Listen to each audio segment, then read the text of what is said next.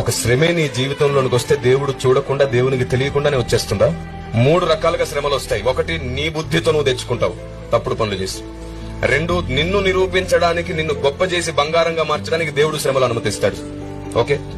3వది, నీ చుట్టుండే వారి వల్ల కూడా నీకు శ్రమలు వస్తాయి, బాధలు వస్తాయి. నువ్వు ఎంత బాగున్నా నీ చుట్టుండే నీ ఫ్యామిలీయో, బంధువులో, స్నేహితులు ఎవరి వల్లనే శ్రమలు వస్తాయి.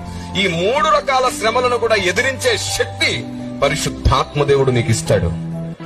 ఆమేన్. ఎట్లాగిస్తాడంటే, నీవు తెలివి తక్కువగా శ్రమల్లో పడ్డా అది నీకు అనుభవంగా మార్చి నీకు శక్తిగా ఇస్తాడు. మొదటి విషయం. 2వది, దేవుడు గాని శ్రమలు అనుమతించాడు అంటే నువ్వు అదృష్టవంతుడివే, ఎందుకంటే నీ అంతస్తు పెంచబోతున్నాడు.